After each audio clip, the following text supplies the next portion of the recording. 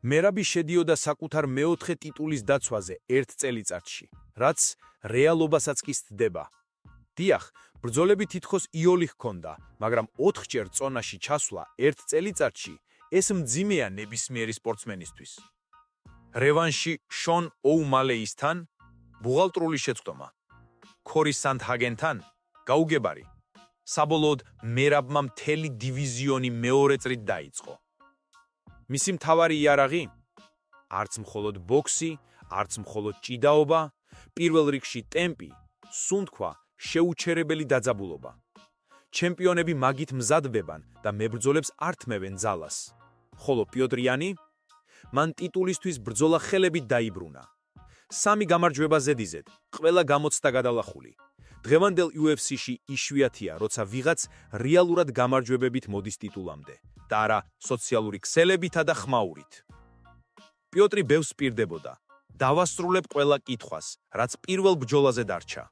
და სწორედ ამ დაპირების შესრულება გამოდგა დღეს მთავარი ინტრიგა. როგორ იმოქმედებდა მერაბის 4 წონის დაკლება და როგორ გამოჩნდებოდა პიოტრი იმ საუკეთესო ფორმით, რომელსაც ასე საგულდაგულოდ ინახავდა. პირველი რაუნდი. პიოტრიანი გამოდის პირველ ნომრად. ნერვიული, დაჭიმული, მაგრამ ზუსტად მკითხველი. მერაბი ურტყამს ჩაჭრილს. პიოტრი ხედავს, ითვლის, ეძებს მის შეცდომას. ორივე აგრესიაშია, მაგრამ იანი ცდილობს მონაცვლეობით შეტევებში ჩათრევას. იქ, სადაც თავისი კომბინაციები უნაკლოა. მერაბი ცდილობს მოკიდოს ფეხი და ჭიდაობაში გადაიყვანოს ბრძოლა. ორჯერ უწევს ქვემოდან შესვლა, მაგრამ არაფერი გამოდის. მეორე რაუნდში იგივე სცენარი.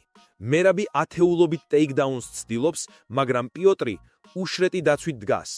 პირიქით, თავადაც ახერხებს ფეხებში ჩასვლას და მერაბს იატაკზე დასვლავს. სანახაობრივი ჯებები, მკვეთრი კონტრები, პიოტრი ძალიან დამაჯერებლად გამოიყურება. მესამე რაუნდი იწყება მკვეთრი გამწვავებით. მერაბ დვალიშვილი აგრესიულად ხვდება შორ დისტანციაზე და ერთ-ერთი მძიმე წერტილი პოულობს, მაგრამ პიოტრიანი პასუხად ისეთი კონტრშეტევით უბრუნებს, რომ მერაბ პირდაპირ ქვემოთ ჩაჭრილზე მიდის. პიოტრი ზედიზედ ახერხებს წნეხის გაზრდას. მერაბი ცდილობს ფეხებამდე ჩასვლას. ხელებით ევრაპს, მაგრამ პიოტრ მკაცრად აკონტროლებს პოზიციას, არ აძლევს კუთხეს, რათა ბერკეტი დაიფიქსიროს. შემდეგ იანი ფეხზე სწევს მას. პირდაპირ ჰაერში. ისეთი ძალით თითქოს მსუბუქი წონის მთევანია და წონით დაახლოებით 61 კილოგრამი კატეგორიაში მერაბს რბილად არა, მკვეთრი დაშვებით ანადგურებს ბალანსს. მერაბ ახერხებს წამოდგომას, მაგრამ აქ უკვე აშკარად იგრძნობა გულმკერდის ძილი, მძიმე სუნთქვა და ტემპის დაცემა. პიოტრ ჯებებს უმატებს, მუცელზა სიმძიმე შეტევებით ისეთ ზეწოლას ახდენს, რომ მერაბ აშკარად ნელდება. მერაბ ცდილობს მოულოდნელად გადასვლას სინგლ ლეგზე, მაგრამ პიოტრი ჩამოშლისავით ჩამოაცილებს. შემდეგვე გადადის კონტრშეტევაზე და მუშაობს ზუსტად, არც ზედმეტად აგრესიულად, არც ქაოტურად. ეს უკვე არის გამოცდილი, 7 გათვლილი ჩემპიონი. მეოთხე რაუნდი იწყება კლინჩით, რომელსაც მერაბ ცდილობს თავისი ძლიერი მხარე გახადოს, მაგრამ პიოტრი არ აძლევს საშუალებას მკლავები ჩაუკეტოს, ცდილობს მოტრიალებას, სუფთად ახერხებს ბოქსის დისტანციაში დაბრუნებას და სოლო დარწმების სერიას უშვებს. მერაბ კიდევ ცდილობს გილიოტინა მოამზადოს, მაგრამ პიოტრი სხეულს სწორად ატრიალებს, თავს არ აყოლებს და ბერკეტიდან თავისუფლდება.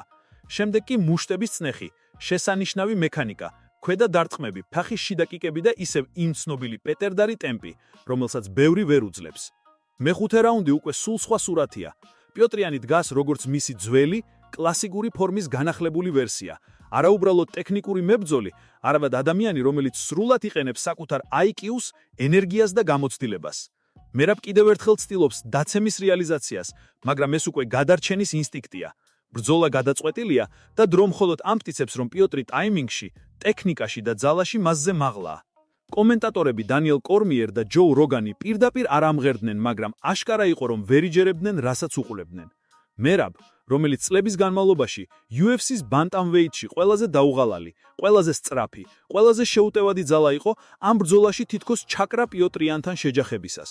სწორედ ამაშია UFC-ს დრამატულობა, სადაც ერთი მთელ წლიწადს უხსენებლად ამარცხებს ყველას, მეორე ერთ ღამეში ახერხებს ყველაფრის შეცვლას. გადაწყვეტილება, ერთსულოვანი. მოსამართლეებმა პიოტრიანი ზედიზედ ისეთი სუფთა ანგარიშით გამოაცხადეს გამარჯვებულად, რომ კამათიც კი ზედმეტი გახდა. ეს იყო ერთი კალითკით მოგება. როგორც ქართველები ვამბობთ, სუფთა შანსი არ დაუტოვა. მერაბ დვალიშვილი, ჩვენი ბიჭი, მაინც რჩება ტოპში, მაინც რჩება ერთ-ერთი ყველაზე არაჩვეულებრივ ორგანიზმად, რომელმაც UFC-ს ტემპის მნიშვნელობა საერთოდ სხვა დონეზე აჩვენა. მაგრამ დღეს პიოტრი უკეთესი იყო. უფრო ძლიერი, უფრო კონცენტრირებული და რაც ყველაზე მთავარია, მზად იყო ბოლომდე. და პიოტრიანი მან წაიღო ის, რაც ოდესღაც დაკარგა. მან დაიბრუნა თავისი ჩემპიონის სული. ამ გამარჯვებას საქართველოში ბევრს არ გაუხარდება, მაგრამ MMA სპორტია, სადაც ფანი ყოველთვის პატივს სცემს ძლიერს. დღეს ძლიერი იყო პიოტრი. ხვალ ვინ იცის. ბოლოს დააწექით ლაიქს, გამოიწერეთ არხი, კომენტარებში დაწერეთ, რას ფიქრობთ, უნდა მოხდეს მესამე ბრძოლა და მერაბსაც წავა შემდეგ. სრული ანალიზი და ყველა ფაიტი ჩემ ტელეგრამში. გმადლობთ, ძმებო და დებო. თქვენი მხარდაჭერა ჩვენი ძალაა.